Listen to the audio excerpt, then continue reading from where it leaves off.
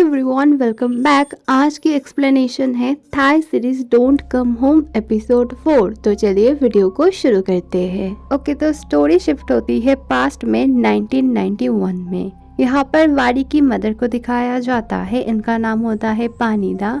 और यहाँ पर बारी को भी दिखाया जाता है। पानीदा एक प्रोफेसर एंड साइंटिस्ट होती है, इसलिए वो बहुत ज़्यादा बिजी होती है और वो ठीक से बारी का ख्याल नहीं रख पाती है अपने जॉब के चलते। यहाँ पर अंकल नाटे की वाइफ को दिखाया जाता है। इनका नाम होता है ओन और यही बारी का ख्याल रखती है। आज पूरी फैमिली घूमने जाने वाली थी, इसलिए बारी बहुत ही ज़्यादा हैप्पी थी क्योंकि उसकी मदर उसे टाइम नहीं दे पाती है। तभी एक प्रॉब्लम हो जाती है उनके प्लांट में। वहाँ पर कुछ खराबी आ गई थी तो उन्हें वहाँ पर जल्दी से जाना पड़ता है और ये देख के बारी बहुत ही ज़्यादा रोने लगती है। उसके फादर आके उसे संभालते हैं। बारी के फादर का नाम होता है वाट। अंकल नाटे को दिखाया जाता है जो पानीदा का ड्राइवर होता है। पानीदा अपने टीम के साथ एक बहुत बड़े प्रोजेक्ट में काम कर रही थी। वो लोग एक टाइम मशीन बना रहे थे, लेकिन मशीन में बहुत ज़्यादा गड़बड़ी आ गई थी, इसीलिए पानीदा बोलती है अभी के लिए काम रोकना पड़ेगा। और ये टाइम मशीन और कुछ नहीं, वही मशीन है जो घर के बेसमेंट में पड़ी हुई थी। फिर से पानीदा बहुत मुश्किल से ट्राई करती है, तब कुछ हलचल होती है और वो देखती है मशीन के ऊपर ना एक काला धुआं सा बनता है। वो हैरानी से देख रही थी और ऊपर से ना एक फटी हुई शूज़ गिरती है। उन्हें कोई भी आइडिया नहीं होता है कि ये शूज़ कहाँ से आया या फिर ये क्या हो रहा है। फिर वो घर जाके ना बहुत रात तक अपना रिसर्च कर रही थी। वहाँ पर बारी आती है उनसे बात करने और वो बारी को बहुत ज़्यादा डांटते हैं। बारी बहुत ही ज़्यादा दुखी हो जाती है और बारी के पास दिखाया जाता है वही स्टोरी बुक जो मिन को मिला था। बारी को उसके फादर स्टोरी सुनाते हैं। बारी के फादर उसका ख्याल रखते थे बहुत अच्छे से। पानीदा और उनके हस्बैंड के बीच बहुत ज़्यादा लड़ाई हो जाती है क्योंकि पानीदा हमेशा अपने काम को लेकर डूबी हुई रहती थी। वो बारी पे बिल्कुल भी ध्यान नहीं दिया करती थी और ये देख के बारी बहुत ही ज़्यादा रोने लगती है और पानीदा भी बहुत ज़्यादा रोती है। उनके लिए टाइम मशीन एक ड्रीम प्रोजेक्ट था और जो ठीक से नहीं हो रहा था और ऊपर से घर वालों के साथ भी उनकी ठीक ठाक से नहीं बन रही थी।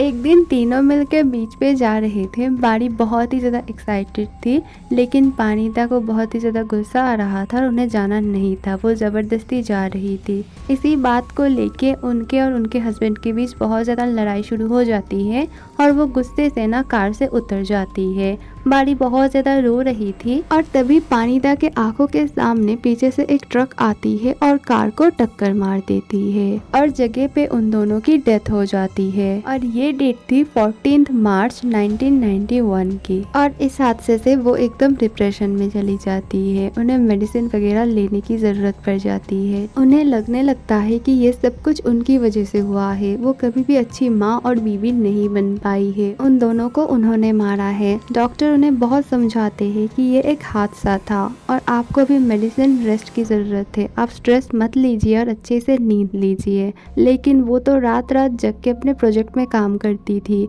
अभी उनके लिए ये टाइम मशीन और भी इम्पोर्टेंट था क्योंकि वो अपने हस्बैंड और बेटी को बचाना चाहती थी पास्ट में जाके, या फिर पास्ट से उनको बुलाना चाहती थी। उनकी टीम ने इस प्रोजेक्ट पे गिव अप कर दिया था। वो अपने ज़िंदगी से परेशान हो चुकी थी तो उन्हें सुसाइड करना था, इसलिए वो प्लांट के ऊपर चढ़ जाती है और तभी ना उनकी सैंडल की एक हील टूट जाती है और वो जैसे तैसे करके ऊपर चढ़ती है। लेकिन तभी वो नोटिस करती है वो काला जो धुआं सा बना था ना, वो उनके सामने बना हुआ है जो उन्होंने मशीन के ऊपर देखा था। और तभी गलती से ना उनकी टूटी हुई सैंडल वहाँ पे गिर जाती है और सब कुछ गायब हो जाता है। पानीदा समझ जाती है लैब में उसने गलती से एक पोर्टल खोल दिया था जो फ्यूचर और पास्ट को कनेक्ट कर रही थी और उस दिन उसे जो टूटी हुई सैंडल मिली थी वो उसकी खुद की थी। वो समझ जाती है मशीन जहाँ पर रखी हुई है उससे थोड़ी ऊपर तक ही ये पोर्टल खुल सकती है, वो भी फ्यूचर में जाके। अब वो डिसाइड करती है कि उसे इस प्रोजेक्ट को अब सीक्रेटली करना पड़ेगा क्योंकि इस प्रोजेक्ट के लिए बहुत ज्यादा पावर की जरूरत थी। इसीलिए वो अपने घर पे ही एक बहुत बड़े से जनरेटर को इंस्टॉल करवाती है। वो अपने घर के बेसमेंट में एक लैब भी तैयार करती है जहाँ पर वो ये प्रोजेक्ट को बनाने वाली थी। वो बहुत बार ट्राई करती है लेकिन हर बार वो फेल हो रही थी और इससे वो बहुत ही ज्यादा दुखी हो जाती है। वो वो गुस्से से एक मिरर को हिट करती है अपने हाथों से और वो टूट जाता है। और ये वही मिरर है फ्यूचर में जिसके सामने बारी खड़ी हुई थी और जिसमें ब्लड लगा हुआ था। दिन ब दिन पानिदा की मेंटल हेल्थ ना बिगड़ रही थी। वो बहुत ही ज्यादा गुस्से में आती है ट्राई करते करते और फेल होते होते। फिर वो जाके मशीन को जैसे तैसे ना तोड़ने लगती है और तभी कुछ हलचल होती है मशीन में। मशीन के ऊपर फिर से एक पोर्टल खुल गया था और आप लोगों को याद होगा कि इसी मशीन के ऊपर लिविंग रूम में और उसके ऊपर मिन के रूम में एक मार्क था और वो मार्क ना इस पोर्टल की वजह से ही हुआ था। उस दिन रात में मिन जब गायब हुई थी इसी पोर्टल के थ्रू ना वो फ्यूचर से पास्ट में आ गई थी। मशीन के अंदर पानिदा मिन को देख के हैरान हो जाती है कि वो कहाँ से आई है और कौन है। उसे कोई भी आइडिया नहीं था, लेकिन उसने गलती से मिन की ना किडनैपिंग कर ली थी। होश आने के बाद मिन बहुत ही ज्यादा रोने लगती है और अपने मॉम बारी को ढूंढने लगती है हर जगह। उसे कुछ भी समझ नहीं आ रहा था क्योंकि घर एकदम सेम था। उसे लग रहा था कि उसे छोड़ के उसकी मॉम कहीं पर गई है। पारिदा मिन को बारी की तरह ड्रेसअप करवाती है और उसका दिल बहलाने के लिए उसे मार्केट ले जाती है, ढेर सारा शॉपिंग करती है। फिर शॉपकीपर जब पूछती है क्या ये आपकी बेटी है, पहले तो वो ना बोलना चाहती थी लेकिन वो बोलती है हाँ ये मेरी बेटी है। मार्केट में मिन को पेपर डॉल्स दिखती है और फिर वो बोलती है मैं तो इनसे खेला करती थी। पानिदा उन्हें खरीद लेती है और ये सब ना फ्यूचर में दिखी थी उसे ही। और वो मास्क भी लेती है और ये मास्क वही है जो बारी को दिख रही थी हर जगह। इसी एपिसोड से ना बहुत जगह फ्यूचर और पास्ट कनेक्ट होगी। और नाटे मिन के बारे में पूछते हैं। पानिदा बोलती है ये मेरी भांजी है और ये मेरे साथ रहेगी कुछ दिनों के लिए। डिनर करते वक्त मिन बहुत ही ज्यादा डर रही थी क्योंकि हमेशा उसे ना उसके मॉम के पीछे एक गोस्ट दिखती थी। वो वही गोस्ट को ढूंढ रही थी।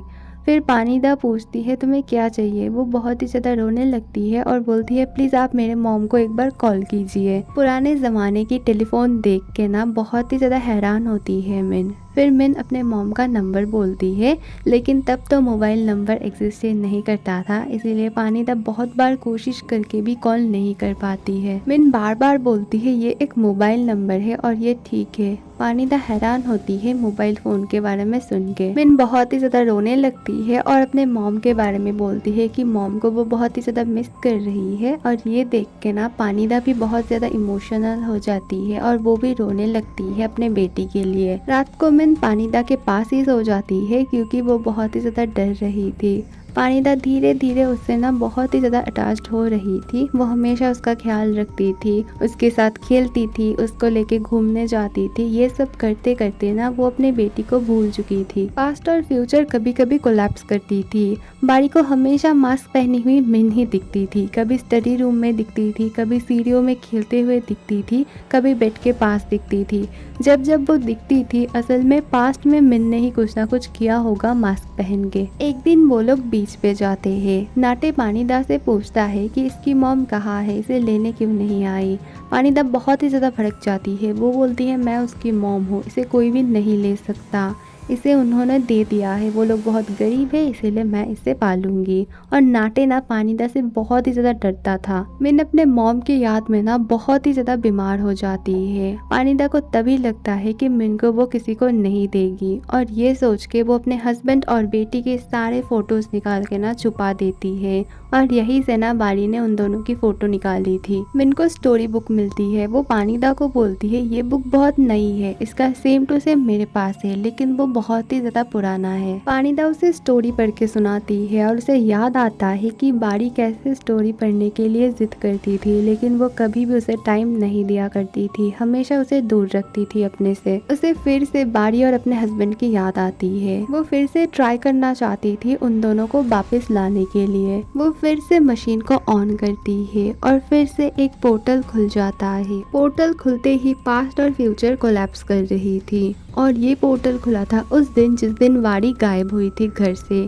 और तभी उसे हर जगह पे मिन दिख रही थी मास्क पहनी हुई। और फिर वो कवर्ड से पास्ट में चली जाती है 1992 में।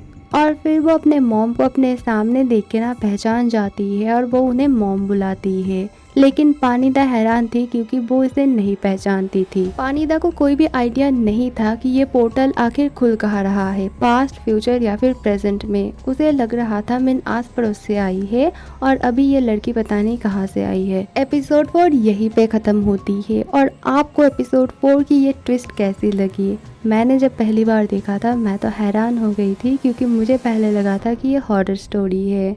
तो एपिसोड 5 बहुत जल्द आएगी, थोड़ा सा वेट करना। Thank you for watching, bye.